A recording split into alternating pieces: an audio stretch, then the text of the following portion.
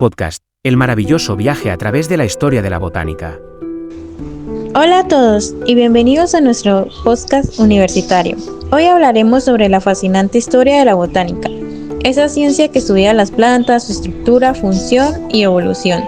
Empezamos por los orígenes, donde los primeros humanos interactuaban con las plantas de forma utilitaria, usándolas como alimento, medicina o abrigo. Aunque las plantas existen hace más de 443 millones de años, la agricultura surgió mucho después, alrededor del 10.000 a.C., en distintas regiones del mundo como el Cercano Oriente, Asia y América. Exacto, Juliana. Y aunque cultivaban maíz, arroz o cebada, no fue hasta las civilizaciones avanzadas cuando comenzó el estudio más profundo de las plantas. En Grecia antigua, Aristóteles hizo importantes observaciones, pero fue su discípulo Teofrasto en el siglo IV a.C. quien es considerado el padre de la botánica. Escribió obras como Historia de las plantas y Etiología de las plantas, describiendo cerca de 500 especies, clasificándolas en hierbas, arbustos y árboles. Con el Imperio Romano llegó Plinio el Viejo, quien recopiló conocimientos en su enciclopedia Historia Natural, y luego Dioscórides con De Materia Medica. Fue referencia obligada por más de 1500 años, pero en la Edad Media, debido a las guerras y la pérdida de manuscritos, la botánica se redujo a una herbolaria con fines medicinales. Aún así, Alberto Magno destacó por sus observaciones directas y diferenció monocotiledóneas de dicotiledóneas. Además, gracias a la imprenta, surgieron los primeros herbarios ilustrados.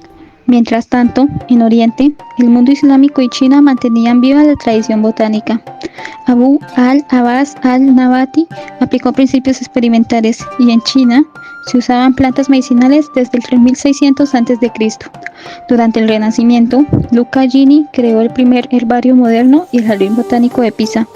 En el siglo XVIII, Carlo Linneo introdujo la nomenclatura binomial con el clásico dicho: Dios creó, Linneo organizó.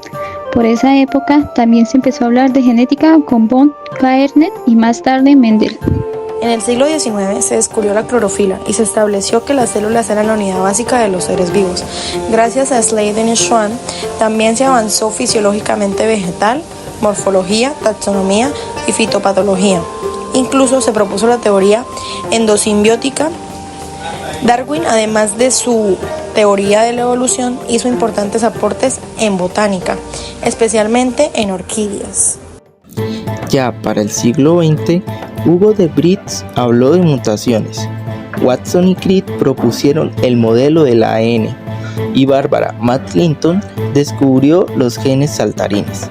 En fisiología se identificaron hormonas vegetales como la auxina, el ácido gibérico y las citoquininas. También se descubrió el papel del etileno en la maduración de frutos. Y no podemos olvidar los estudios sobre fotosíntesis como el ciclo de Calvin o la ruta C4. La botánica moderna combina genética, evolución, biotecnología y conservación, siendo una ciencia clave para enfrentar desafíos globales como la seguridad alimentaria y el cambio climático. Y claro que no podemos dejar de hablar de Colombia. Es un país megadiverso. Aquí la botánica tiene una historia rica desde tiempos precolombinos. Las culturas indígenas como los muiscas y quimbayas usaron las plantas como fines medicinales, alimenticios y ceremoniales. Ya en la colonia, José Celestino Mutis lideró la Real Expedición Botánica del Nuevo Reino de Granada, uno de los proyectos científicos más importantes del continente.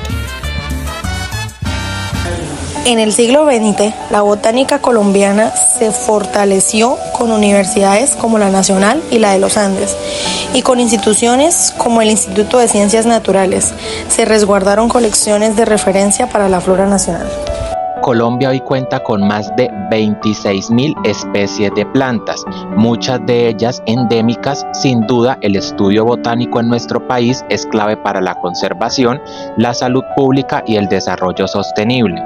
La botánica no solo estudia plantas, también explica nuestra relación con la naturaleza y la ciencia a lo largo del tiempo.